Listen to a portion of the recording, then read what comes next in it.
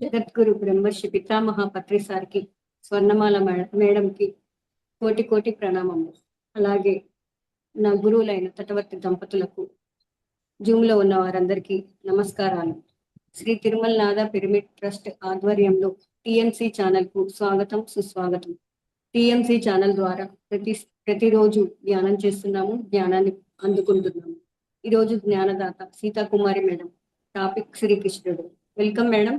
నమస్తే మేడం. నమస్తే అండి. నమస్తే. ఇంతటి అద్భుతమైన జ్ఞానాన్ని మనకు అందించిన పితామహ అయినటువంటి బ్రహ్మర్షి సుభాష్ పత్రిజీ గురుదేవుడికి, గురుపత్ని అయినటువంటి స్వర్ణమరాముకి హృదయపూర్వకమైన ధన్యవాదాలండి. టిఎంసి ఛానల్ వారు ఎన్నో కార్యక్రమాలు జరిపిస్తూ మరి ఈ ప్రపంచానికి యూట్యూబ్ ద్వారా ఈ జ్ఞానాన్ని అందిస్తున్నారు. మరి దానిలో భాగంగా మా అందరికీ అవకాశాన్ని ఇస్తున్నారు. ప్రసన్నలక్ష్మి మ్యామ్కి, ఈ సుజాత మ్యామ్కి హృదయపూర్వకమైన ధన్యవాదాలండి. Thank you master, thank you. ఇవాళ శ్రీకృష్ణుడి యొక్క అనంతమైన లీలలు, జ్ఞానము, ఆయన ఈ ప్రపంచానికి ఎంతో ఎంతో జ్ఞానాన్ని అందించారు. అన్ని తరాలకి కూడా ఉపయోగపడేంత భగవద్గీత జ్ఞానాన్ని మనకు అందించారు. ఒక తోట అందంగా కన్నులకి విందు చేయాలంటే ముందు అందులోని పూల మొక్కలు చక్కగా పెంచాలి. సమాజం సుందరంగా రూపొందాలంటే భావి భారత పౌరులైన బాలలకి సంస్కారంతో పెరగాలి. మన సంస్కృతి గొప్పతనము వారికి తెలియనంత కాలము వారి ఎన్ని విద్యలు నేర్చినా ప్రయోజనం ఉండదు, శూన్యమే. మహాపురుషులు, మహాపతివ్రతలు, అలాగే సప్త ఋషులు, సతీ సమేత సప్త ఋషులు, ఇలాంటి మహానుభావుల యొక్క చరిత్రలన్నీ కూడా పిల్లలకి చిన్నప్పటి నుంచి ఎప్పుడైతే అందిస్తామో వారి కథల ద్వారా చిన్నారులందరూ కూడా వారి యొక్క చైతన్యాన్ని పెంచుకోగలుగుతారు. అందుకని చిన్నప్పటి నుంచి మహానుభావుల యొక్క చరిత్రలో వారికి అందేలాగా మనము తోడ్పాటుని అందివ్వాలి. ఇంకా ప్రేమను పంచుతారు. అందులో మహానుభావులు అందించే ప్రేమనంతా కూడా పంచుతారు. ఉత్తమ పౌరులై వారి కుటుంబానికే కాక ఈ దేశానికి కూడా పేరు ప్రతిష్టలు తెస్తారు. అందుకనే చిన్నారులు అందరికీ కూడా ఈ మహానుభావుల యొక్క చరిత్రలో ఎప్పుడూ చెప్తూ ఉండాలి.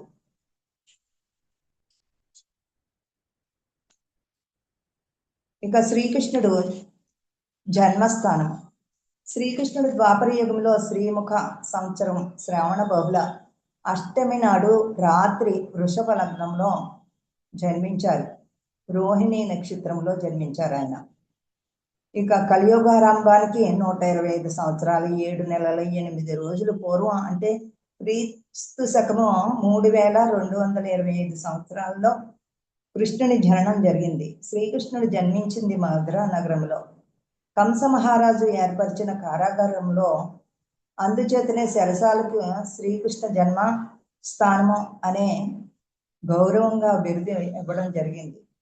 శ్రీకృష్ణుడి తల్లి దేవకీదేవి, తండ్రి వసుదేవుడు, కంసుడు దేవకీదేవి అన్నగారు.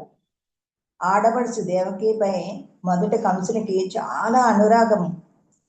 మరి పెళ్ళైన వెంటనే తనే సారీ చీరలతో రథం మీద అత్తవారింటికి పంపించడానికి తనే రథసారథిగా చెల్లిని బావని రథంలో కూర్చోబెట్టుకుని వెళుతున్నారు. వెళ్ళేటప్పుడు ఆకాశవాణి పలికింది, ఆమె అష్టమ గర్భంలో పుట్టేవాడు కంసుని సంహరిస్తాడని. కంసుడికి మతిపోయింది ఆ మాటలు విని. అతడు చెల్లెల్ని అయినటువంటి దేవకీదేవిని వెంటనే చంపడానికి కత్తి తీశాడు. వెంటనే తన భావ అయినటువంటి కంసుని అభ్యర్థించాడు అనమాట వసుదేవుడు. బావా, అష్టమ గర్భం అన్నారు కదా, అష్టమ గర్భంలో పుట్టినప్పుడు ఆ బిడ్డని సంహరిస్తుంది, కానీ ఆ బిడ్డ వల్లే నీకు మరణమని. కానీ ఈ లోపల నీ చెల్లిని చంపడం అది భావ్యం కాదు అని భావని వేడుకుంటే వదిలిపెట్టి శరసాల్లో బంధించాడు. ఇంకా అత్తవారింటికి పంపించకుండా తన యొక్క శరసాల్లోనే బంధించడం జరిగింది. మరి అలాగా ఆవిడ 6 బిడ్డల్ని ప్రసవించడం జరిగింది. ఒక్కొక్క బిడ్డని వచ్చి చంపడం జరిగింది. అందరూ మగపిల్లలే. ఇక 7వ గర్భం అప్పుడు ఇంకా అలా కాసు కూర్చున్నారు. 7వ గర్భం ఎప్పుడు ధరిస్తుందా, ఎప్పుడు ఆ బయటకు వచ్చిన వెంటనే చంపేస్తామని.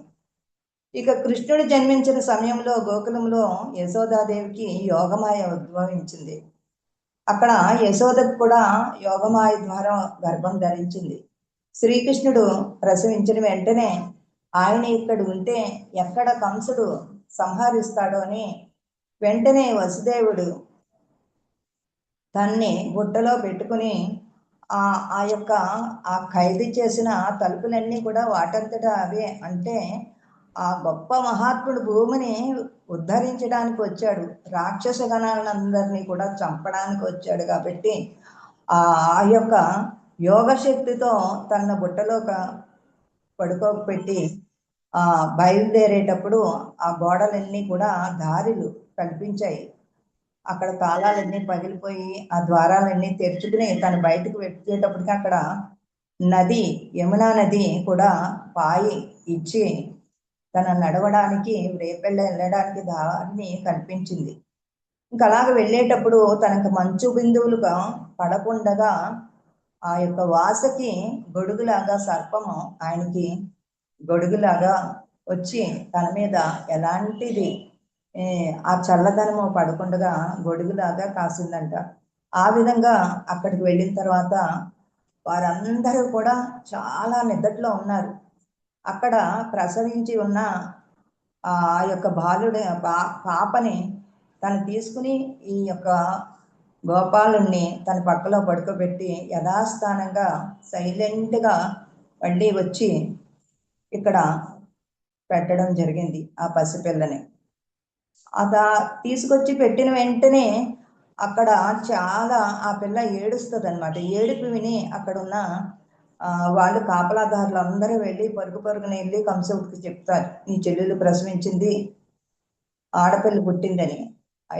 ఏ పిల్ల అయితేనో అష్టమి గర్భం అని చెప్పారు కాబట్టి అష్టమ గర్భంలో ఉదయించింది కాబట్టి ఆ పిల్లని నేను చంపుతానని కత్తి తీసుకుని వచ్చి తన చెల్లెలు పక్కలో ఉన్న ఆ పిల్లని చెయ్యి పట్టుకుని ఇలా ఎగరేసి ఒక్క ఏటి వేద్దాం అనుకునేటప్పటికి ఆ యొక్క యోగమాయ ఆ ఆకాశంలోకి ఎగిరిపోయి, నిన్ను చంపేవాడు రేపిల్లలో పెరుగుతున్నాడు, నువ్వు వేచి చూడు అని ఎగిరిపోయింది. ఆ యోగమాయే మనకి గ్రామ దేవతలు ఉన్నారు కదండి, గ్రామ దేవతలుగా వెలిచిందంట. ప్రతి ఊరిలోని ఆ గ్రామ దేవతగా వెలిచిందట ఆ అమ్మ యోగమాయే అమ్మవారిగా.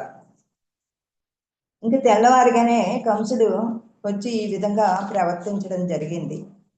ఇంకా తర్వాత అక్కడికి వెళ్ళిన తర్వాత అక్కడ కృష్ణుడు పుట్టాడని వాళ్ళెవ్వరికి ఎవ్వరికీ తెలియదు అన్నమాట. గోకులంలో అక్కడే కృష్ణుడు ప్రసవించినట్టు అక్కడే పుట్టాడని ఎంతో ఆనందంగా పండగ చేసుకున్నారు అక్కడ అందరూ కూడా. ఇక్కడ దుఃఖంలో మునిగిపోయింది. ఇక గోకులం ఈ చిన్న శిశువు యశోదాదేవి ఆమె భర్త నందుడు ఎంతో అల్లారముద్దుగా పెంచుతున్నారు. ఇంకా ఆయనకి అల్లరికి అంతే లేదనమాట. 3 నెలల పిల్లోడప్పుడే తెలిసిపోయింది రేపల్లిలో పెరుగుతున్నాడని. అప్పటి నుంచి కంసుడు ఏం చేశాడంటే అక్కడ ఎవ్వరు ప్రసవించిన పిల్లలందరినీ చంపడమే మొదలుపెట్టాడు. అది తండ్రి ఆ పని చేయడము మంచిది కాదు నాయన, అలా పసిపిల్లల్ని ప్రాణాలు తీయకూడదని చెప్తే వెంటనే జైల్లో పెట్టేశాడు తన తండ్రిని. జైల్లో పెట్టేసి తన ఇష్టారాజ్యంగా ఇష్టం వచ్చినట్టు ప్రవర్తిస్తున్నాడు. ఒకసారి పూతనని పంపించాడు. 3 నెలలు అయింది శ్రీకృష్ణుడు జన్మించి, పూతనని పంపించాడు. ఆ పూతన ఎంతో అందంగా తయారయ్యి ఒక్కొక్క ఇంటికి వెళ్ళి పరీక్ష చేస్తుంది, ఎక్కడున్నాడో ఈ శ్రీకృష్ణుడు అని. ఎలాగైతే కనుక్కుంది ఆ ఇంటికి వెళ్ళి అందాలు వలకబోస్తూ ఆ యొక్క శ్రీకృష్ణుని పట్టుకుని నేను పాలు ఇస్తానని దూరంగా తీసుకెళ్ళిపోయి పాలు ఇస్తుంటే ఆయన సకల చరాచరిని సృష్టించే గొప్ప యోగేశ్వరుడు కాబట్టి తను చంపడానికి వచ్చిన రాక్షసుని తెలుసుకుని మరి తన పాలతో పాటు తన ప్రాణాలను కూడా ఆయన పిండేశాడు. ఆయనేటప్పటికి తన నిజ రూపము ఒక పర్వతం లాగా పడిపోయిందంట. ఆ పర్వతంలా పడిపోయిన ఆవిడ మీద కూర్చుని ఆడుకుంటున్నాడు. ఈ విషయం తెలుసుకుని గోపబాలులందరూ వచ్చి ఆ హృదయానికి హత్తుకుని తన తల్లి, అమ్మో ఇంత రాక్షసి నా బిడ్డని చంపడానికి వచ్చిందా అని చాలా చాలా బాధపడిపోయిందట. ఇంకా ఎంతో మంది ఆయన్ని చంపడానికి శకటాసురుడు వచ్చాడు. ఆకాశంలోకి తీసుకెళ్ళిపోయి ఆయన్ని చంపడానికి ప్రయత్నం చేస్తే పిడిగుద్దులతో అప్పటికి 6 నెలలు 3 నెలలకు ఒకసారి అన్నట్టు ఎప్పుడు పడితే అప్పుడు ఒక్కొక్క రాక్షసుని పంపించి ఆయన్ని చంపడానికి ఎంతో ప్రయత్నం చేస్తే ప్రతి ఒక్కరిని ఆయన జన్మ తీసుకోవడమే రాక్షస గణాలను అందరినీ కూడా సంహరించడానికి వచ్చాడు ఆయన. కాబట్టి అక్కడ ఉన్న అసురులను అందరినీ కూడా చంపడం మొదలుపెట్టాడు. శకటాసురుడు సంహారం అయిపోయింది, పిడిగుద్దలతో చంపడం జరిగింది. ఆ తర్వాత తృణావర్తుడనే రాక్షసుడు వచ్చాడు. అతను ఆ మేఘంలాగా వచ్చాడు అనమాట. ఆ గాలిలాగా వచ్చి, సుడిగాలిలాగా వచ్చి ఈ చిన్న కృష్ణుని ఆకాశంలో తీసుకెళ్ళిపోయాడు. ఆకాశంలో తీసుకెళ్ళిపోతే ఆ రాక్షసుని పసిగట్టి తన యొక్క పిడికిళ్ళతో గుద్ది ఆ వెంటనే ఆ సుడిగాలి ఒక పర్వతం లాగా రాక్షసుడిగా అయిపోయాడు. మళ్ళీ కిందకి వచ్చిన తర్వాత అతన్ని చంపి తను ఆనందంగా ఆడుకుంటున్నాడంట. ఇవన్నీ ఆ చేష్టలు చూసి నా బిడ్డని చంపడానికి ఎవరో కంకణం కట్టుకున్నారని ప్రతి క్షణము కూడా యశోద తను బిడ్డని కనురెప్పలుగా చూసుకుంటున్నాడు అనమాట. ఈ లోపల ఎంతో మంది అల్లరి, తనకి ఎంతో మంది స్నేహితులు, 6 సంవత్సరాల వయసు వచ్చింది. అప్పటి వరకు కూడా ఏదో ఒక రాక్షసుడు వచ్చి చంపడానికి ప్రయత్నం చేస్తూనే ఉన్నారు. వారందరినీ సంహరించి ఈయన అక్కడున్న బాలురులు, తన ఈడువారు, ఇంకా పెద్దవాళ్ళని, అక్కడ ఉన్న గోపికల్ని అందరితోటి కూడా ఎంతో చిలుపుతనంతో ఆటలాడుతూ ఆ గోపికలకి అందరితోటి కూడా ఈ వెన్న దొంగ అంటే ఆ వెన్నని దొంగలించడానికి వెళ్ళి అక్కడ ఆ పిల్లలందరికీ పెట్టేసి, ఇంకా కోడలు ఇంకా నిద్రపోయి ఇంకా లేకపోతే ఆ కోడలు మూతికి వెన్న రాసేసి బయటకు వస్తే అత్తగారు ఆ వెన్ననంతా కోడలే తినేసిందని వాళ్ళిద్దరికి కయ్యం పెట్టేసేవాడు అనమాట. అలాగ చిలిపి చేష్టలు చేస్తూ ఆ రేపెల్ని ఎంతో ఆనందంగా పిల్లలు, గోపికలు, పెద్దలు అందరూ కూడా ఈయనంటే ఎంతో ఇష్టపడుతూ ఉండేవారు అనమాట.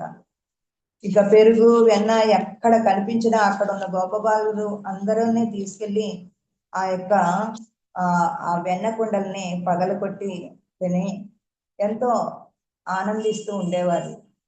ఒకసారి బలరాముడు వచ్చి యశస్సుతో ఫిర్యాదు చేశాడంట. అమ్మా, తమ్ముడు మన్ను తింటున్నాడు, ఒంటి నిండా కూడా ఆ యొక్క మట్టిని పాముకుని చాలా అల్లరి చేస్తున్నాడు, అందరికీ కూడా తను అల్లరి చేయడమే కాదు అందరితోటి కూడా చాలా అల్లరిగా ప్రవర్తిస్తున్నాడు, అందరినీ అల్లరివంతులుగా తయారు చేస్తున్నాడు అని అంటే, అప్పుడే స్నానం చేసి ముస్తాబు చేసి పంపిస్తే ఒంటి నిండా మన్ను రాసుకుని ఈ విధంగా ఉంటావా అని, ఇన్ని అల్లరి పనులు చేస్తావా కృష్ణయ్య అని నోరు చూపమంటే ఆ నోటిలో మరి ఆ తల్లికి ఆ బ్రహ్మాండాన్ని అంతా, యశోదామాతకి ఆ బ్రహ్మాండం అంతా తన యొక్క పిండాండంలో ఉన్న ఆ బ్రహ్మాండాన్ని అంతా కూడా దర్శింపచేసేటప్పటికి ఆవిడికి ఆశ్చర్యం వేసేసింది. ఓ పరమాత్మ, నువ్వే నాకు జన్మ తీసుకుని వచ్చావా, ఈ బ్రహ్మాండాన్ని అంతా కూడా నాకు దర్శింపచేసావా అని వెంటనే ఆవిడ చాలా ఆశ్చర్యపోయిందట. ఆ కళ ఇది ఏమన్నా కల్పితమా అనుకుని చాలా ఆశ్చర్యపోయిందట అలా యశోద. ఒకనాడు అల్లరి చేస్తున్న శ్రీకృష్ణుని తల్లి యశోద రోలుకి కట్టేసింది. ఆయన ఆగడానికి అంతు లేకుండా పోతుందని నిన్ను ఇలా వదిలిపెట్టేస్తుంటే మరి ఎంతమందినో నువ్వు నీ అల్లరితో బాధిస్తున్నావు నాయన, నువ్వు కుదురుగా పడి ఉండని ఆ రోలుకి కట్టేసిందంట. ఆ రోలుని ఈడ్చుకుంటూ వెళుతుంటే 2 మద్ది చెట్లు మధ్యలోంచి రోలు వెళ్ళిపోతుందన్నమాట. వెళ్ళిపోయేటప్పుడు ఆ మద్ది చెట్లు తగిలి వాళ్ళు యక్షులు శాప విమోచనం వల్ల వాళ్ళు మద్ది చెట్లుగా భూమి మీద పడి ఉండండి అంటే, ఆ శాప విమోచనం ఎప్పుడు అవుతుందంటే శ్రీకృష్ణుడు భూమి మీదకి జన్మ తీసుకుని వస్తాడు ద్వాపర యుగంలో, అప్పుడు మీకు ఈ యొక్క శాప విమోచనం అవుతుందని చెప్పడం జరిగింది. ఈ 2 చెట్ల మధ్య నుంచి ఈ రోళ్ళు దొల్లించుకుంటూ వచ్చినప్పుడు వాళ్ళు యక్షులుగా మారిపోయారు. వారు వెంటనే వారి యొక్క లోకాలకు వెళ్ళిపోవడం జరిగింది. ఇక ఇలాగ ఎన్నో చిలిపి చేష్టలు చేస్తూ అక్కడ ఉన్న వారికి ఎన్ని చిలిపి చేష్టలు చూసినా అస్సలు కోపం వచ్చేది కాదంట ఎవరికి కూడా. ఎందుకంటే అంత ప్రేమని అందిస్తూ ఉన్నారు. అసలు ఆయన భూమి మీదకి వచ్చిందే ప్రేమని పంచడానికి, అక్కడ ఉన్న రాక్షస తత్వాన్ని లో ఉన్న ప్రతి ఒక్కరిని సంహరించడానికి. ఎందుకంటే అప్పుడు ఆ టైంలో నెక్స్ట్ వచ్చేది కలియుగమే. ఈ కలియుగంలో ఈ రాక్షసులందరూ ఉంటే అక్కడ సమయం తక్కువ, కలియుగము ఆయుష్ ప్రమాణం తక్కువ.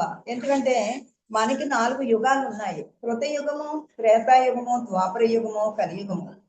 మరి కృతయుగంలో మానవుని వయసు ఎంత అంటే 25,000 సంవత్సరాలంట.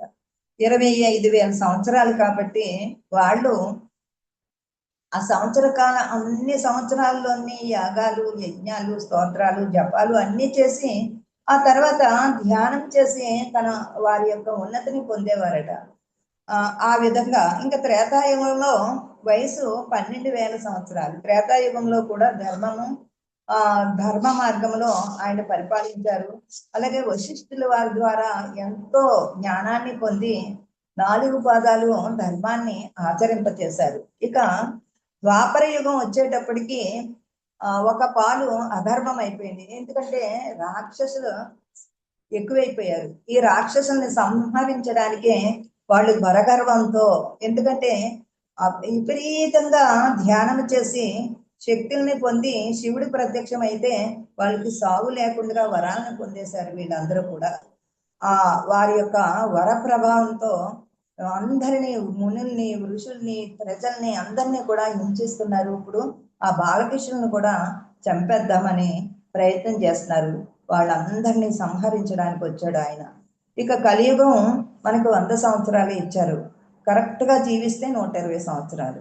ఎందుకంటే ఇంత తక్కువ సమయంలో మనము అన్ని ఆచరిస్తూ ఇంకా ధ్యానం చేయాలంటే సమయం సరిపోదు. కాబట్టి మన సద్గురువులు ఎవరైతే ఈ లోకంలోకి వస్తారో సద్గురువులు సూటిగా అందే ధ్యానాన్ని అందివ్వడానికి మనకి ఎప్పుడు కూడా ముందుంటూ ఉంటారు. అలాగే మనకి శ్రీకృష్ణ పరమాత్మ భగవద్గీతను అందించారు యుద్ధరంగంలో ఉన్నప్పుడు. ఆ తర్వాత అర్జునుడికి రాజ్య పరిపాలన చేసేటప్పుడు దుఃఖం కలిగింది. దుఃఖం కలిగినప్పుడు మళ్ళీ నాకు ఆత్మజ్ఞానం గురించి చెప్పలేదు. అప్పుడు నాకు దుఃఖం పోయింది. ఆ తర్వాత జ్ఞానాన్ని పొందుతానంటే ఎవరైతే సద్గురువులు ఉంటారో ఆ సద్గురువుల్ని అడిగి తెలుసుకుని ఆ బ్రహ్మజ్ఞానాన్ని అందుకోమని చెప్పావు కృష్ణ. నీకన్నా మాకు సద్గురువు ఇంకెవరు ఉంటారు? అందుకని నీ ద్వారానే ఆ జ్ఞానాన్ని పొంది ముక్తి మార్గాన్ని పొందుతాము, ఆ మోక్షాన్ని పొందుతాము అని అడిగితే అప్పుడు ఉత్తర గీతలో ఒక శ్లోకం చెప్తాడనమాట. ఇది ఒక్కటి చెప్పుకొని మళ్ళీ చిన్నప్పుడు ఆ కృష్ణ లీలల దగ్గరికి వెళ్తాము. అనంత శాస్త్ర బహువేదతవ్య మల్పశ్చ కాలో బహువశ్చ విఘ్నాః యశారభూతం తదుపాసితవ్యం హంసో యథా క్షీరమివాంభుమిశ్రం హంసో యథా క్షీరమివాంభుమిశ్రం. అర్జున, ఈ లోకంలోని శాస్త్రాలు అనంతాలు, ఎన్నో శాస్త్రాలు ఉన్నాయి. వాటిలో తెలుసుకోవడానికి విషయాలు చాలా ఉంటాయి. కానీ మానవ జీవితకాలము చాలా తక్కువ.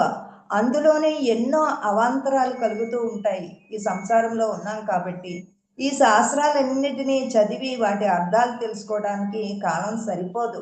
కాబట్టి పాలు నుంచి నీరు వేరు చేసి అంశ ఎలాగైతే వేరు చేస్తుందో అలాగే ఇన్ని గ్రంథాల నుంచి సూక్ష్మంగా ఆత్మజ్ఞానము అందుకునేగలిగే ఆ యొక్క జ్ఞానాన్ని అందుకుని తక్కువ సమయంలోనే అనంతమైన జ్ఞానాన్ని పొందండి అని అప్పుడు శ్రీకృష్ణ పరమాత్మ చెప్పిందే మనకి మన సద్గురు అయినటువంటి మన పితామహ 701 శ్లోకాల నుంచి మనకి 108 శ్లోకాలు తీసి అందులో సూటిగా ఆత్మజ్ఞానాన్ని అందుకోగలిగే జ్ఞానాన్ని మనకు అందించారు. అదే ఉత్తర గీతలో మనకి అందివ్వడం జరిగింది. మనం అన్ని పూజలు, స్తోత్రాలు, జపాలు, దేవాలయాలు ఇవన్నీ తిరిగితే మనకి సమయం సరిపోదు. ఉన్న సమయంలోనే ఆత్మజ్ఞానం కోసము ఇంకా సూటిగా మనకి శ్వాస మీద ధ్యాస పెట్టి ఆ యొక్క జ్ఞానాన్ని పొందమని ఎంతో సూటిగా మనకి అందివ్వడం జరిగింది శ్రీకృష్ణ పరమాత్మ.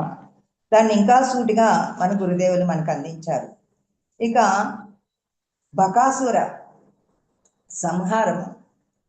బృందావనంలో గోపికలు తన నివాసాన్ని మార్చారు. అక్కడ కూడా శ్రీకృష్ణుడు ఎన్నో అద్భుత లీలలు ప్రదర్శించారు.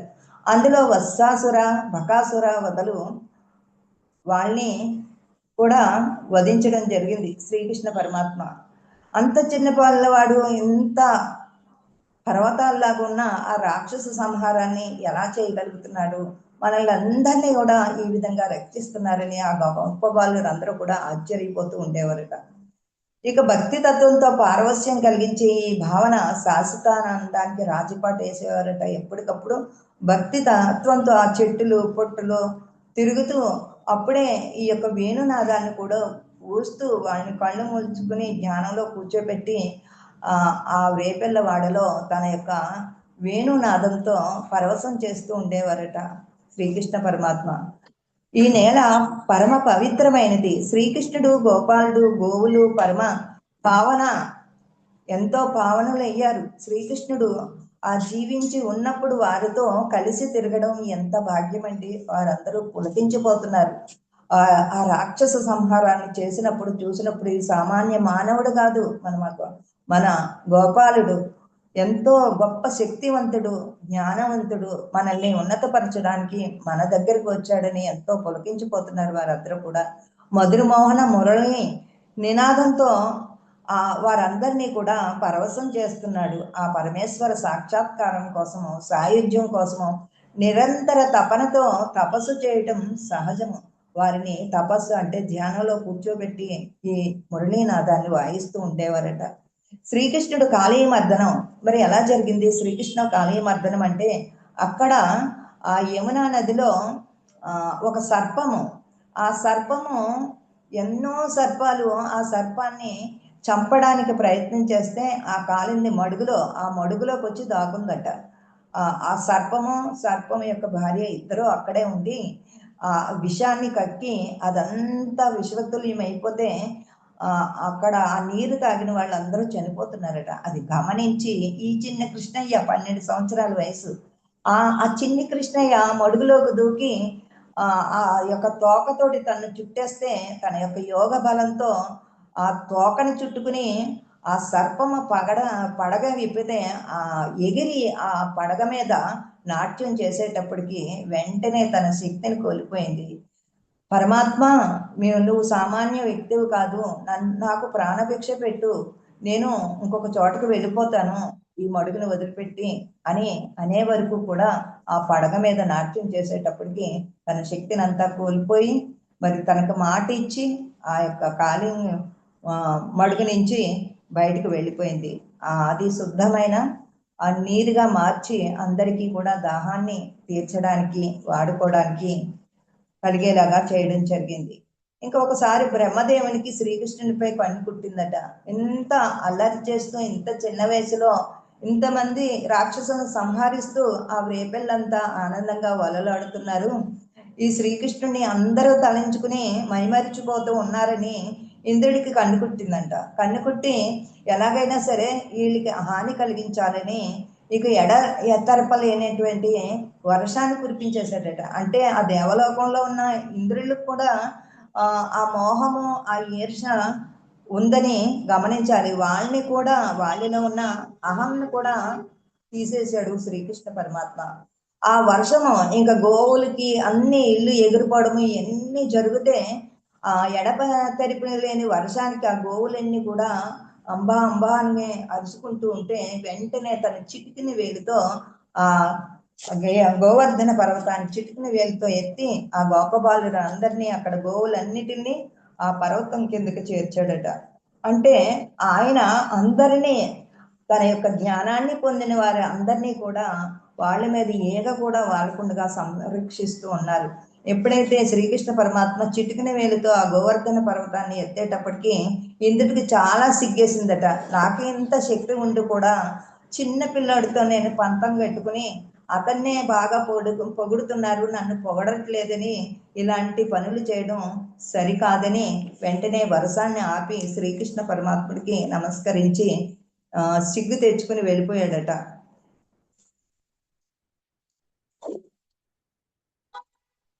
ఇంకా గోపిక వస్త్రాపహరణ అంటే అందరూ కూడా సినిమాల్లోని అన్నిటిలోని యుక్త వయసులో ఉన్నప్పుడు ఈ కృష్ణుడు ఈ చిలిపి చేష్టలు చేస్తున్నాడు అనుకుంటారు. కానీ అప్పుడు ఆయన వయసు 12 సంవత్సరాలు మాత్రమే. గోపికలందరి వయసు ఎంత? 6 సంవత్సరాలు 8 సంవత్సరాల వయసు. అంత చిన్నప్పటి నుంచి కూడా అందరినీ ఆనందమయం చేస్తూ ఉన్నాడు. అప్పట్లో ఇలాగా ఖాళీ లేకుండా చదువులు ఏమి లేవు కదండి. ఆ యొక్క ఆశ్రమానికి వెళ్ళి ఎంతో కొంతసేపు చదువుకుని ఆ తర్వాత గోపబాలుడితో ఆడుకుంటూ అప్పుడు అక్కడ ఈయన కూడా చదువుకుంటూ ఉన్నారు కదా. సందీప మహామహర్షి దగ్గర ఈయన కూడా గురుకులానికి వెళ్ళి చదువుకునే ఎంత వందనంగా చిలిపి చేష్టలు చేసేటప్పుడు చేసేవాడు. కానీ ఆ గురువుల దగ్గర ఎంతో వినయంగా విద్య నేర్చుకుంటూ ఉండేవాడట శ్రీకృష్ణ పరమాత్మ. అంత వినయంగా వారి దగ్గర ఉన్న జ్ఞానం అంతా పొందుతూ ఉండేవారట. అప్పుడే కుచేలుడు కూడా తన స్నేహితుడు అనమాట సుధాముడు. ఆ గురుపత్ని ఆడుకోవడానికి వెళ్ళినప్పుడు తినడానికి ఎంతో కొంత తినుబండారాలు పెడుతూ ఉండేదట. ఈ సుధాముడు ఏం చేసేవాడంట, తను ఎప్పుడూ కూడా కొంచెము లేని స్థితిలో ఉన్నవాడే. నాకు ఇంటి దగ్గర పూర్తిగా అమ్మ భోజనం పెట్టదు కదా, అందుకని మన గురుమాత ఇచ్చిన ఏమి ఎవ్వరికి పెట్టకుండా తనకే ఇచ్చేదంట ఆవిడ. పెట్టకుండా దాచుకుని మరీ తినేసేవాడట. ఏంటి నీ నోట్లోంచి శబ్దం వస్తుందని కృష్ణ భగవానుడు అడిగితే ఆయనకి అన్నీ తెలుసు. అడిగితే ఆయన అనేవాడంట, లేదు లేదు నాకు ఎక్కుళ్ళు వస్తున్నాయి, అదే శబ్దం, ఇంకంతకనే ఏం కాదు అన్నాడు.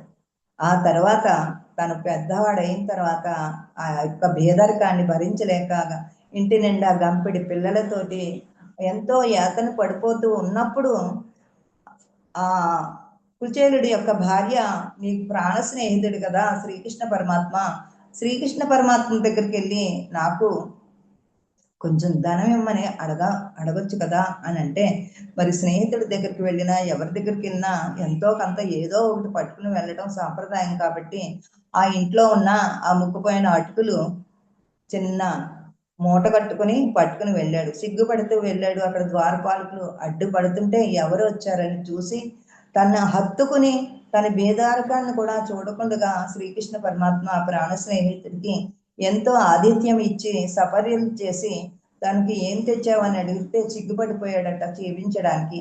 లేదు లేదని తనే చొరవగా ఆ మూటను విప్పి 3 గుప్పిళ్ళు నోట్లో వేసుకునేటప్పటికి రుక్మిణి మాత వచ్చి చాలండి ఇంకా సరిపోద్ది, ఎందుకంటే తను తీసుకుంటే దానికి 1000 సంపదను ఇచ్చేస్తాడనమాట ఆయన. ఆ విధంగా కొన్ని రోజులు ఉండి ఆయన యొక్క సపర్యలు పొంది నాకేమీ అడగడానికి నాకు నోరు చాలలేదు, కానీ నేను అడిగిన విషయాన్ని మర్చిపోయాను అని అనుకుంటూ ఇంటికి వెళ్ళేటప్పటికి ఇంట్లో అష్టైశ్వర్యాలతో తొలుతోగుతూ పిల్లలు అందరూ కూడా ఎంతో ఆనందాన్ని పొందారట. కృష్ణుడి యొక్క లీల అలా ఉంటుందని అప్పుడు గుర్తొచ్చిందంట. చిన్నప్పుడు దాచుకుని కృష్ణుడికి ఏమీ పెట్టకుండా నేను, అందుకనే పిల్లలు ఎవరికన్నా సరే ఇవ్వడం నేర్పించాలి. చిన్నప్పటి నుంచి ఇవ్వడం నేర్పిస్తే అదే 10 ఇంతలయ్యి పెద్ద ఎదిగిన తర్వాత వస్తుంది. అలాగ దాచుకుని తినేసేవాడు అంటారు. నాకు ఇంత బేదర్కం రావడానికి కారణము గురుమాత ఇచ్చింది, నేను ఒక్కడనే తిన్న గురించే నాకు ఇంత బేదర్కం వచ్చింది, నా పిల్లలకు కూడా పెట్టలేనంత అని ఆ అటుకులు తీసుకుని తనకి ఇంత సంపదనిచ్చాడని ఎంతో కొనియాడడం జరిగింది ఆ శ్రీకృష్ణ పరమాత్మని. ఇంకా శ్రీకృష్ణ పరమాత్మ ఇద్దరు ఒకసారి ఈ చిన్నపిల్ల అప్పటికి 16 సంవత్సరాల వయసు వచ్చింది శ్రీకృష్ణుడికి. ఇక కంసుడి కబురు చేశాడట, ఇంక ఎంతమంది రాక్షసులను పంపించినా చంపేస్తున్నాడు. అందుకని కంసుడు ఒకసారి రమ్మనమని ద్వారకకి కబురు పెట్టాడనమాట. కబురు పెడితే ఆ అన్నగారు అయినటువంటి బలరాముని తీసుకుని వెళ్ళాడు. ఇప్పుడు వెళ్ళిన దగ్గర నుంచి ముందు ఏనుగుల్ని మదపుటేనుగుల్నే పురుగొల్పాడట. ఆ మదపుటేనుగుల దగ్గరికి వచ్చి ఆయనకు వందనం చేసి పక్కకి వెళ్ళిపోయినాయంట. ఇంకెంతో మంది రాక్షసుల్ని ఎదురయ్యే రాక్షసులను అందరినీ చంపాడు. ఇంకా డైరెక్ట్గా పోరాటానికి వచ్చేసాడు.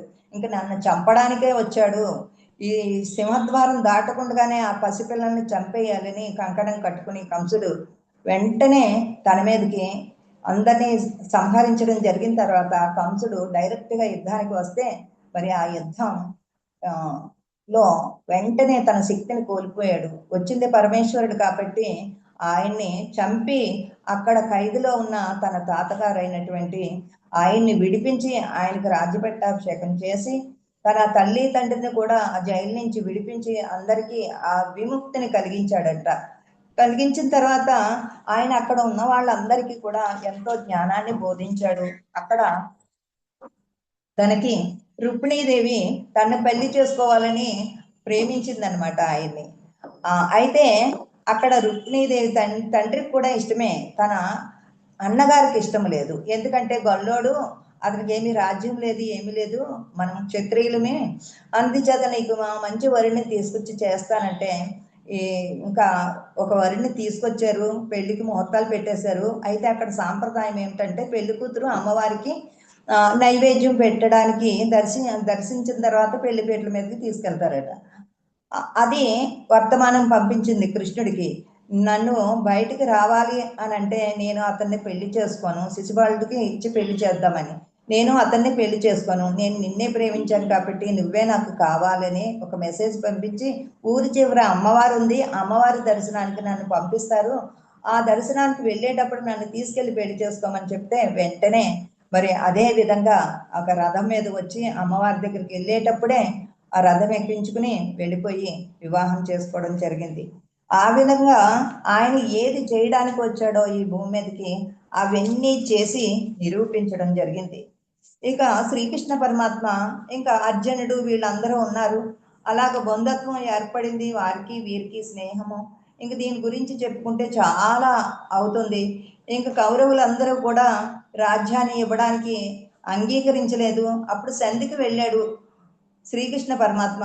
కౌరవుల దగ్గరకు సంధికి వెళితే వాళ్ళు ఏం చేశారు, ఈ కృష్ణుడి యొక్క బలం చూసే కదా ఈ యొక్క పాండవులందరూ కూడా చాలా గర్వంగా ఉన్నారు, ఈయన్నే వెళ్ళకుండా మనము ఖైదీ చేసేస్తే వాళ్ళు ఏమీ చేయలేరు, వాళ్ళు బలహీనులు, వాళ్ళు ఏమీ చేయలేరు, మనల్ని ఓడించలేరు, మనం చాలా శక్తివంతులమని ఈయన్ని తీసుకెళ్ళి మర్యాద చేస్తే మర్యాదలు కూడా సరిగ్గా మర్యాద చేయకపోతే విదురుడి దగ్గరికి వెళ్ళి ఉన్నాడట.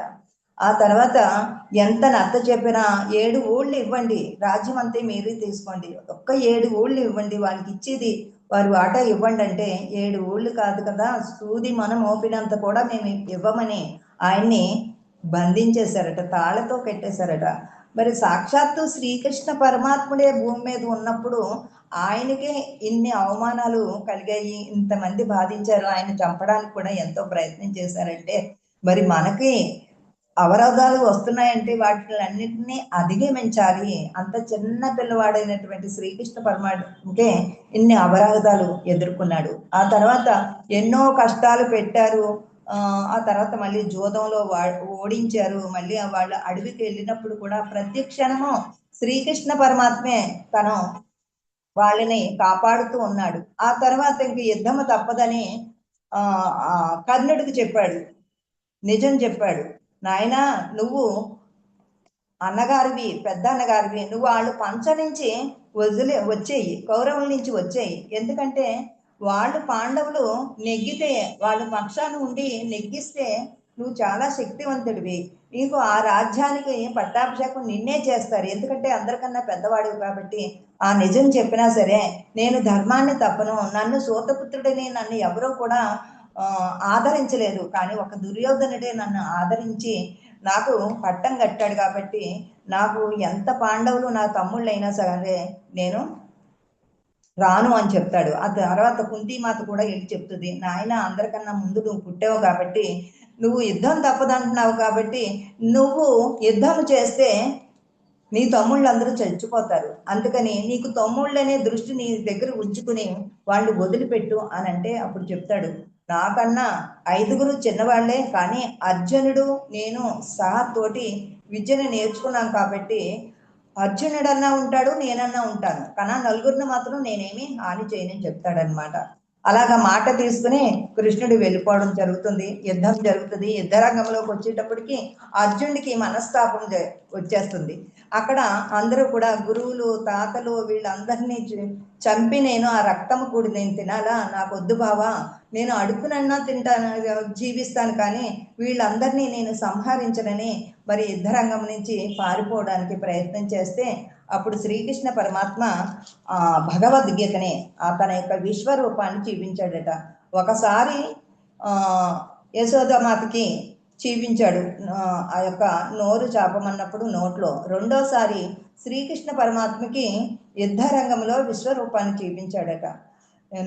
నువ్వెవడివి చంపేవాడివి, చంపకపోవడానికి ఇదంతా కూడా జరిగిపోయింది. ఎక్కడైతే ధర్మానికి హాని కలిగిందో ఆ ధర్మస్థాపన చేయడానికి అక్కడ యుద్ధము చేయవలసిందే. అజ్ఞాన స్థితిలో ఉన్న వాళ్ళని సంహరించవలసిందే. నువ్వు యుద్ధం చేస్తావా చెయ్యి, లేకపోతే పారిపోతావా పారిపో, నీ ఇష్టము. ఎందుకంటే యుద్ధంలో నువ్వు నెగ్గితే రాజ్య పరిపాలన నువ్వు చేయగలుగుతావు. యుద్ధం నుంచి నువ్వు పారిపోతే పిరికోడు అని అంటారు. యుద్ధంలో చచ్చిపోతావు అనుకో వీర స్వర్గాన్ని పొందుతావు. ఏది చేసినా నీ ఇష్టము అని ఎప్పుడైతే శ్రీకృష్ణ పరమాత్మ బోధిస్తాడో వెంటనే దాని దుఃఖము నుంచి బయటకు వచ్చి అది చెప్పేటప్పుడు యుద్ధరంగం మధ్యకి తీసుకొచ్చి చెప్పేటప్పుడు అక్కడ అర్జునుడు నలుగురు మాత్రమే ఉన్నారటండి. అర్జునుడు ఎందుకంటే చాలా దూరంలో కౌరవులు ఉన్నారు, ఇటు చాలా దూరంలో పాండవులు అందరూ ఉన్నారు. అక్కడ కృష్ణుడు అర్జునుడు రథం దగ్గర ఉన్నారు. పతాకంపై ఆంజనేయ స్వామి ఉన్నాడు. ఆయన చిరంజీవి కాబట్టి పతాకంపై ఆయన ఉన్నాడు. ఆయన చెప్పేటప్పుడు దుఃఖం నుంచి బయటపడ్డాడు అర్జునుడు. ఇక ఆంజనేయ స్వామి మోక్షాన్ని పొందాడు అది విని. ఇక ధృతరాష్ట్రుడికి దివ్య దృష్టిని ఇచ్చాడు శ్రీకృష్ణ పరమాత్మ. ఎందుకు అంటే నువ్వు ఇద్దరంగా ఇన్నాళ్ళు నువ్వు గుడ్డివాడివే, నువ్వు ఏది చూడలేకపోయావు. ఇప్పుడు నీ కొడుకులు నీ తమ్ముడు కొడుకులు ఇద్దరు యుద్ధం చేస్తున్నారు, ఆ యుద్ధ రంగాన్ని చూడవయ్యా అని అంటే, నాయన నాకెందుకు, ఇప్పుడు వాళ్ళిద్దరూ కొట్టుకుంటుంటే చూడటానికి నాకెందుకు, నా దివ్య దృష్టిని సంజయుడు నాకు దగ్గర ఉన్నాడు, ఆ సంజయుడికి ఆ దివ్య దృష్టిని ఇస్తే అక్కడ ఏం జరుగుతుందో నాకు చెబుతాడు అని అంటే, అక్కడ భగవద్గీత చెప్పేటప్పుడు సంజయుడు చూస్తున్నాడు అక్కడ దుర్యోధనుడి దగ్గర ఉండి. అవన్నీ చూసి దుర్యోధనుడు చెప్తున్నాడు, మహారాజా అక్కడ శ్రీకృష్ణ పరమాత్మ అర్జునుడికి ఈ గీత జ్ఞానాన్ని చెప్తున్నాడని అన్నీ చెప్తుంటే ఆ గుడ్డి రాజు యొక్క ఆలోచన ఎలా ఉందట, యుద్ధం జరుగుతుంది, యుద్ధంలో నా కొడుకులే నెగ్గాలి, నా తమ్ముడు కొడుకులందరూ కూడా ఓడిపోవాలని అదే భావంలో అదే ఆలోచనలో ఉండి శ్రీకృష్ణ పరమాత్మ చెప్పే జ్ఞానము ఒక్క ముక్క కూడా వినలేదట. సంజయుడు విని తను జీవించి ఉండగానే జీవనముక్తిని పొందాడట. ఆ తర్వాత అక్కడ ఇదంతా నడిపించేది అంతా కూడా వ్యాస మహాత్ముడు, వ్యాసమునే కదా. వ్యాసుల వారు విని ఆ భగవద్గీతనే మనందరికీ అందించారు. వ్యాస భగవానుడు శ్రీకృష్ణ పరమాత్మ చెప్పే భగవద్గీతని వ్యాస భగవానుడి ద్వారా మనందరికీ రావడం జరిగింది. మరి ఆ భగవద్గీతలో ఉన్న జ్ఞానాన్ని కొన్ని విషయాలు మనం చెప్పుకుందామండి. ఎందుకు అంటే భగవద్గీతలో ఫలం పత్రం పుష్పం తోయం, వీటిని ఎవరు ఇస్తారో వారు నా భక్తులు అని తెలిపిన దానికి అర్థం చెప్తున్నారు. శ్రీకృష్ణ పరమాత్మకి ఒక పత్రము పుష్పము ఫలము అడగవలసిన పని ఏమిటి? ఆయనే అన్నీ సృష్టించినప్పుడు ఆయన అవి ఇస్తే చాలు మీకు అన్నీ నేను ఇస్తానని చెప్పడానికి. అంటే పత్రం అంటే శరీరము. ఎటువంటి శరీరము? పత్రాలలో శ్రేష్టమైనది, శివునికి అర్చనకు ఉపయోగపడేది ఏమిటి? మారేడు దళము. ఆ మారేడు దళం ఎవరు సృష్టించి ఇచ్చారు? శివుడికి. త్రిశక్తి స్వరూపము అయినటువంటి ఆ యొక్క శివుడు, బ్రహ్మ విష్ణు శివు మహేశ్వరులు త్రిశక్తి స్వరూపాలు. సృష్టికర్త, స్థితికర్త, లయకర్త ముగ్గురికి సంబంధించింది బిల్వపత్రము. అలాంటి బిల్వపత్రము అంటే పత్రము అంటే బిల్వపత్రము. దానికి 3 ఆకులు ఉంటాయి. ఒకటి శరీరము. ఎటువంటి శరీరము? పత్రాల్లో శ్రేష్టమైనది, శివుని అర్చనకు ఉపయోగించేది, శివునికి ప్రీతిపాత్రమైనది అయిన మారేడు దళం. మారేడు దళంలో రెమ్మలు 2 రెమ్మలు అంటే ద్వంద్వత్వం. ఇక సుఖము దుఃఖము కన 2 దళాలునే. ఎందుకంటే శరీరము ఒక దళము. ఇక మనకి సుఖము దుఃఖము మంచి చెడు అని ద్వంద్వాలు ఉంటాయి. ఈ ద్వంద్వాల నుండి బయటికి రావాలి. శరీరము మన శరీరధారణం కాదు, ఆత్మస్వరూపం అని స్పృహ రావాలి. అందుకనే మనకి శ్రీకృష్ణ పరమాత్మ చెప్పాడు భగవద్గీతలో, నైనం చిందంతి శస్త్రాణి నైనం దహతి పావకః నైనం క్లేదయంత్యాపో నశోషయతి మారుతః నశోషయతి మారుతః. ఆత్మ శాశ్వతమైనది, ఆత్మ నిత్యమైనది, సత్యమైనది. అది అగ్ని దహింపజాలదు, నీరు తడపజాలదు, వాయువు ఆర్పివేయను సమర్థం కాదు. ఇంకెందుకు దుఃఖము, ఇంకెందుకు ఈ తాపత్రయాలు? అని శ్రీకృష్ణ పరమాత్మ నువ్వంటే శరీరము, ఈ శరీరము కాదు, ఇది శాశ్వతమైనది కాదు, ఆత్మ శాశ్వతమైనది. ఇంకా ఆత్మని తెలుసుకున్న వ్యక్తులు ఎవరు? వారి యోగములో శరీరాన్ని ఎప్పుడైతే యోగం చేస్తామో, అంటే ధ్యానం చేస్తామో, ఈ పత్రాలు అంటే ఈ 3 పత్రాలతో మనము త్రిశక్తి స్వరూపమైనటువంటి త్రిగుణాలతో మనం ఉండాలి. ఈ త్రిగుణ అంటే ఏంటి? మనస వాచ కర్మణ మనం జీవించగలాలి. ఎప్పుడైతే మనస వాచ కర్మణ జీవించగలుగుతామో సహస్రతల పద్మాన్ని మనం చేరుకోగలుగుతాము. ఈ సహస్రారంలో ఉన్న 1000 దళాలు రేగు అయినటువంటి ఆ పద్మతో మనము వికాసం చెందుతాము. ఆ యొక్క ఊర్ధ్వ ముఖంగా మనం ఎప్పుడైతే ప్రయాణం చేస్తామో అక్కడ శివశక్తి స్వరూపమైనటువంటి అర్ధనారీశ్వర తత్వాన్ని మనము పొందుతాము. ఇక ఫలము పూత గొప్పది. ఎలా కాలం పిండిగా ఎలాగైతే ఫలము ఎలా వస్తుంది? ఆ యొక్క పువ్వు దగ్గర నుంచి పిండి అవుతుంది, పిండి కాయగా మారుతుంది. ఎన్ని గాలి వానలు వస్తూ ఉంటాయి, ఎన్ని గాలి వానలకి కూడా తట్టుకుని నిలబడుతుంది, ఎంతో పూత పోస్తుంది. ఆ పూతంతా నిలబడుతుంది. నిజంగా పూతంతా నిలబడితే చెట్టుక కాయలేదు. కొన్ని ఎన్ని ఆటుపోటులన్నీ తట్టుకుని కొన్ని మాత్రమే ఆ ఫలాల్ని మనకు అందిస్తూ ఉంటాయి. తర్వాత అనుభవాల్ని తనలో పండించుకోవాలి. పండుగ మారాలంటే మనకి ఎన్నో అనుభవాలు వస్తూ ఉంటాయి ధ్యానంగా చేసేటప్పుడు. ఆ పండుగ తయారయ్యి నిష్కామంగా ఇతరులకు ఆహారంగా నేలకు ఏ ఫలం రాలుతుంది? ఇంకా లాస్ట్కి ఆ ఫలము పండు అయ్యేటప్పటికి ఎన్ని అవరోధాలు మనకి ఎదురవుతూ ఉంటాయి. మనం కూడా పండుగ మారడానికి మనకి ఎన్నో అవరోధాలు ఎదురవుతూ ఉంటాయి. అలాగా అవరోధాలన్నీ తట్టుకుని నిలబడితే ఆ పండుని మనము ఆస్వాదించగలుగుతాము. మరి మనము అలా పండినప్పుడు, జ్ఞానంలో పండినప్పుడు ఆ యొక్క జ్ఞానాన్ని ప్రతి ఒక్కరికి అందిస్తూ ఉంటాము. ఆ ఫలం చూడండి, అది ఒక్కరికి సరిపడిగా ఇవ్వదు కదా. ఎంతమంది కోసుకున్న ఆ పళ్ళు, ఆ నిలబడిన పళ్ళు అందరూ ఆస్వాదిస్తూ ఉంటాము. మన చెట్లుకి కాయలు కాస్తే అందరికీ పంచుతూ ఉంటాము. ఆ చెట్టు కూడా ఆనందపడుతూ ఉంటుందట, ఈ పళ్ళన్నీ అందరికీ పంచుతున్నారు. అలాగే ఈ జ్ఞానం అనే ఫలాలను కూడా మనము అందరికీ పంచుతూ ఉండాలి. ఈ విధంగా జ్ఞానోపదేశం చేశాడు శ్రీకృష్ణ పరమాత్మ 701 శ్లోకం ద్వారా. ఆ తర్వాత యుద్ధం అయిపోతుంది. ఆ తర్వాత భీష్ముల వారు అంపశయ్య మీద ఉన్నప్పుడు శ్రీకృష్ణ పరమాత్మ వచ్చి, తాత నువ్వు వీళ్ళందరికీ కూడా ధర్మోపదేశం చేయాలి, యుద్ధం అయిపోయింది, కౌరవులందరూ సంహరించబడ్డారు, ఈ పాండవులందరికీ కూడా ఆ యుద్ధాన్ని, ఆ యొక్క సామ్రాజ్యాన్ని మరి ధర్మ పరిపాలన చేయాలంటే వారికి జ్ఞానోపదేశం చేయమంటే, నాయన నేనేం చేయగలను, నేను అంపశయ్య మీద ఉన్నాను, నేను ఇప్పుడు ఏం చెప్పగలనంటే, నువ్వు ఎంతో గొప్ప మహాత్ముడివి, నీ జీవితాన్నంతా కూడా ఆ భీష్మ ప్రతిజ్ఞ చేసి నువ్వు నిలబడ్డావు. అయినా సరే ఆ కౌరవ పక్షాన్ని ఉండి వారిని సరైన మార్గంలో పెంచకుండా ఉన్నందుకే నువ్వు సామాన్య మానవుడులాగా ఎంత దుఃఖపడుతున్నావు. కానీ నువ్వు ఎంతో త్యాగం చేశావు. ఇప్పుడు ఈ దుఃఖంలో ఉన్న నీకు వీరికి ధర్మోపదేశం చేసినప్పుడు ఆ దుఃఖము, ఆ బాధ నీకు అంటదు అని అంటే, అప్పుడే మనకి అంపశయ్య మీద ఉండి భీష్ముల వారి ద్వారా మనకి విష్ణు సహస్ర పారాయణ మనం చేస్తూ ఉంటాము. ఆ విష్ణు సహస్రం ఇచ్చారు. దాని అర్థం తెలుసుకుంటే మనము నీతిగా, ధర్మంగా, సత్యంలో పయనించినప్పుడు మన జీవితం ఎలా ఉంటుందో అలా ఉంటుందండి. ఆ 1000 శ్లోకాల్లోని కూడా అర్థంతో సహా నేర్చుకోవాలి విష్ణు సహస్రం. అది మనకి భీష్ముల వారి ద్వారా శ్రీకృష్ణ పరమాత్మ అందివ్వడం జరిగింది. ఆ తర్వాత రాజ్యంలో అన్ని భోగాలు అనుభవిస్తూ ఉన్నారు. అప్పుడు మళ్ళీ ఈ శ్రీకృష్ణ పరమాత్మ చెప్పిన జ్ఞానం అంతా కూడా మర్చిపోయాడు అర్జునుడు. మనం కూడా అంతే కదండి, దుఃఖంలో ఉన్నప్పుడు, కష్టంలో ఉన్నప్పుడు పట్టుకుంటాము, ఆ తర్వాత వదిలిపెట్టేస్తాము. అలాగ జరగకుండానే మన పత్రిక గారు ఏం చేశారు, ఎప్పటికప్పుడు స్వాధ్యాయము, సజ్జన సాంగత్యము, ధ్యానము 3 మనకి పట్టుకోమన్నారు గట్టిగా.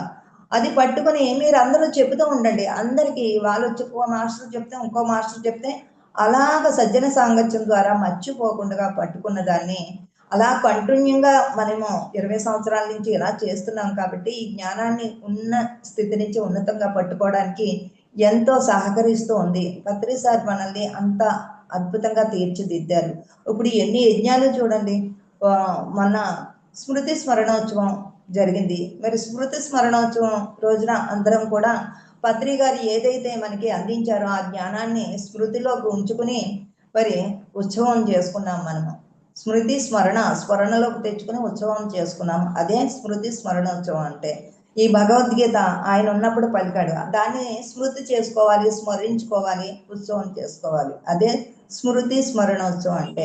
ఇలాగా ఇప్పుడు గురు పౌర్ణమి వస్తుంది, ఎన్ని చోట్ల ఈ పండుగని జరిపించుకుంటున్నాము. ఆ విధంగా శ్రీకృష్ణ పరమాత్మని నాకు మోక్షాన్ని పొందాలంటే ఏం చేస్తే నేను మోక్షాన్ని పొందుతాను? నువ్వు భగవద్గీత చెప్పావు, అందులో భక్తి, కర్మ, ధ్యానము, జ్ఞానము అని 4 విధాలుగా చెప్పావు. కానీ అందరూ భక్తిలోనే ఉండిపోయారు. నువ్వు భక్తి గురించి ఎందుకు, ముందే జ్ఞానం గురించి చెప్పొచ్చు కదా అని అడుగుతాడు శ్రీకృష్ణ పరమాత్మ. అప్పుడు మళ్ళీ ఉత్తర గీతలో మనకి ఎంతో జ్ఞానాన్ని అందిస్తారనమాట. ఉత్తర గీతలో 2 శ్లోకాలు చెప్పుకుందామండి. మనకి టైము సరిపోదు. ఇది ఒక వారం రోజులు చెప్పుకున్న శ్రీకృష్ణు గురించి తరగదు, అంత జ్ఞాన సంపద మనకు అందించారు. ఇక ఉత్తర గీతలో శ్లోకము, తీర్థాని తోయ రూపాని దేవాన్ పాషాణమురున్మయాన్ యోగినో న ప్రపద్యంతే ఆత్మజ్ఞానపరాయణాః ఆత్మజ్ఞానపరాయణాః. ఆత్మజ్ఞానం పట్ల ఆసక్తి కల యోగులు తీర్థాలను, రాళ్లతోనూ మట్టితోనూ చేయబడిన విగ్రహ రూప దైవాలనే సేవిస్తారు. వారు తమోగుణంలో ఉన్న వాళ్ళకి ఆ తమోగుణం వదలాలంటే వాళ్ళు మాత్రమే తీర్థాలకి, మనం తయారు చేసుకున్న రాళ్లతోటి, మట్టితోటి, అలాగే కర్రతో చేసిన విగ్రహాలని పూజిస్తారయ్యా. భగవంతుని కోరే వారికి ప్రారంభ దశలో మనసు నిలకడగా ఉండదు కనుక వాటిని మట్టితో, రాళ్లతో, చెక్కలతో చేయబడిన విగ్రహారాధన దైవాలను కల్పించారు. పురాణాల్లో విగ్రహారాధన గురించి అధమా ప్రతిమ పూజ అని మేము చెప్పబడింది. చాణక్యుడు కూడా తన నీతి సారంలో ప్రతిమ అల్పబుద్ధినాం అంటే అల్పబుద్ధులకే ప్రతిమా పూజని, మూర్తి పూజ మూర్ఖుల కొరకే అని తెలిపారు. కాబట్టి ఆత్మజ్ఞాన పారాయణులు అజ్ఞానులలాగా తీర్థాలను, అలాగే మానవ కల్పితాలైన విగ్రహాలను పూజిస్తూ కూర్చుంటే ఎప్పటికీ కూడా దైవాన్ని నువ్వు తెలుసుకోలేవు. నీ అంతరంగంలో ఉన్న దైవాన్ని తెలుసుకున్నప్పుడే నువ్వు ఈ భూమండలానికి ఆఖరి జన్మ తీసుకుని వెళతావు అని చెప్పారు. ఎంత సూటిగా అందించారంటే, శిలామృద్ధారు పాత్రేషు దైవ బుద్ధి ప్రకల్పిత అకల్పిత స్వయం జ్యోతి ఆత్మానో దేవత నకిం. స్వయం ప్రకాశము, జ్యోతి స్వరూపమైన ఆత్మ ఎవరి చేత నువ్వు కల్పించబడిన పరబ్రహ్మం. కానీ శిలలు, మట్టి, కొయ్య మొదలగు వాటితో చేయబడిన దేవతా విగ్రహాలు మానవ రచనలు. ఇది ఆత్మ అనేది ఆ పరమాత్ముని యొక్క రచన. ఆయనతోటే సృష్టించబడింది. జీవుడిగా వచ్చిన మనము దేవుడిగా మారాలి అని అంటే వీటిల్ని పట్టుకుని కూర్చుంటే కుదరదు. మనకి తమోగుణం నుంచి రజోగుణము, సాత్వగుణము వదిలిన తర్వాత శుద్ధ సాత్వగుణము, నిర్గుణ స్థితికి రావాలి అంటే మనము ఇంకా చెప్తున్నారు శ్రీకృష్ణ పరమాత్మ, పూజ కోటి సమస్తోత్రం స్తోత్ర కోటి సమం జప జప కోటి సమం ధ్యానం ధ్యాన కోటి సమోలయ. కోటి పూజలతో సమానము ఒక స్తోత్రమని, కోటి స్తోత్రాలతో సమానము ఒక జపమని, కోటి జపాలలో సమానము ఒక ధ్యానమని, కోటి ధ్యానాలలో సమానం ఒక లయమని తెలుసుకోవాలి. మనోలయమే మోక్షము. పూజ అంటే షోడశోపచార విగ్రహాధన, స్తోత్రాలు అంటే భగవంతుని నామరూపాలు కొలుస్తూ జపం చేస్తూ స్తుతిస్తూ ఉంటారు. ఇక మనకి జపము అంటే జపమాలతో జపిస్తూ ఉంటారు, ఆ నోట్లో జపం చేస్తూ ఉంటారు. అది 2వ తరగతి వాళ్ళు. ఇక 3వ తరగతి ఏమిటంటే నిరంతర ధ్యాన సాధనే. ఆ సాధన చేసేవారే మనం ఎందుకు వచ్చామో అనే విషయాన్ని తెలుసుకుని ప్రతి క్షణము ఈ సమయాన్ని మనము చక్కగా సద్వినియోగం చేసుకోగలుగుతాము. ఇంకొక శ్లోకం అండి, దేహో దేవాలయ ప్రోక్తో జీవో దేవో సనాతనః త్వజ్జేత జ్ఞాన నిర్మాల్యం సోహం భావేన పూజయేత్. ఈ దేహం దేహాలయమని చెప్పబడింది. అందులోని జీవుడే సనాతనుడైన సాక్షాత్తు భగవంతుడే అని తెలుసుకోవాలి. అటువంటి భగవంతుడిని ఆత్మానాత్మ వివేకంతో అజ్ఞానం అనే నిర్మాల్యాన్ని విడిచిపెట్టి అహం బ్రహ్మస్మి అనే భావన చేత, అంటే ఆ బ్రహ్మమే నేను అనే భావన చేత గ్రహించాలి. ఎందుకంటే ఈ దేహములోనే సనాతనమైన దైవం ఉన్నాడు. దాన్ని తెలుసుకోకుండా బయట వెతుక్కుంటున్నాము. అహం బ్రహ్మస్మి అంటే నేనే దైవము అని తెలుసుకోవాలి. పంచభూతాల్లో ఏర్పడిన ఈ స్థూల శరీరము జడమైనది కాబట్టి ఈ శరీరము నేను కాదు. అలాగే మనోచిత్త అహంకారాలు కూడా నేను కాదు. స్థూల సూక్ష్మ కారణ శరీరాలు, శబ్ద స్పర్శ రూప రసగంధాలు, జ్ఞానేంద్రియ కర్మేంద్రియాలు ఇవన్నీ కూడా జడాలే. ఎందుకంటే ఆ యొక్క చైతన్యం మనలో ఉంటేనే అవన్నీ మనం ఉపయోగించుకోగలుగుతాం. ఈ యొక్క పరమాత్మ అనేటువంటి చైతన్యం ఎప్పుడైతే విడిచి వెళ్ళిపోయిందో ఇవన్నీ జడాలే, ఇవేమీ పని చేయవు, వాటికి శక్తి లేదు. అందుకని మనలో ఎప్పటికప్పుడు ఆ నిర్మాల్యము, ఆ దేవుడు మన ప్రాపంచికమైన గుడిలో నిర్మాల్యం అంటే ఆ పువ్వులు అన్నీ పెట్టి పూజిస్తాం, కానీ ప్రొద్దుటి వెళ్ళి ఆ వడిలిపోయిన పువ్వులన్నీ తీసేసి శుభ్రం చేస్తూ ఉంటాం రోజు. అలాగా ఆ వడిలిపోయిన పువ్వుల మీద మళ్ళీ కొత్త పువ్వులు పెట్టి పూజ చేయం కదా. అలాగే మన అంతరాత్మలో ఉన్న పరమాత్మ కూడా మాలిన్యం అయిపోతాడట. అందుకనే ప్రతిరోజు ఆ మాలిన్యాన్ని శుభ్రం చేయాలి ఎరుకుతో మన అంతరంగానికి వెళ్ళి. అందుకే ఉద్ధరే ఆత్మన ఆత్మానం అన్నారు. నిన్ను నువ్వే ఉద్ధరించుకోవాలంటే మనలో మాలిన్యం ఏంటి? సరికాని ఆలోచనలు, సరికాని మాటల ద్వారా, మనకు క్షమాక్షతత్వం లేకపోవడం ద్వారా, ఆ అసురీతత్వంతో ఉండడం ద్వారా మాలిన్యం ఏర్పడుతూ ఉంటుంది. ఆ మాలిన్యాన్ని ఎప్పటికప్పుడు మనం శుద్ధి చేసుకోవాలి ధ్యాన సాధన ద్వారా. అప్పుడే అక్కడ శుద్ధంగా అవుతుంది. ఆ జ్ఞానాన్ని మనం పొందడమే కాదు, ప్రతి ఒక్కరికి ఈ జ్ఞానాన్ని నిరంతరము పంచుతూ ఉంటాము.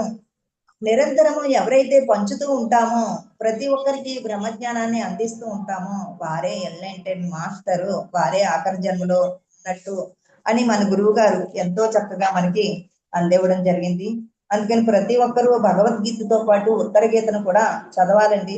మనకి 200 శ్లోకాలతో ఉత్తర గీతను అందించారు. అదంతా ఆత్మజ్ఞానం గురించే. నువ్వు ఆత్మవి, ఈ శరీరధారివి కాదు. నువ్వు సాధన చేసి నీ అంతటి నువ్వు జ్ఞానాన్ని పెంపొందించుకుని ఈ భూమి మీద అందరి దగ్గర నుంచి అన్నీ నేర్చుకుంటూ నీ ఆత్మోన్నతిని పెంచుకుని ఆఖరి జన్మ చేసుకోమని చెప్పడం జరిగిందండి. మరి ఇంతటి అద్భుతమైన జ్ఞానాన్ని చెప్పే అవకాశాన్ని ఇచ్చిన ప్రసన్న లక్ష్మి గారికి, టిఎంసి ఛానల్ వారికి, అలాగే సుజాత మేడం గారికి, సుజాత ఓకే, అందరికీ హృదయపూర్వకమైన ధన్యవాదాలండి.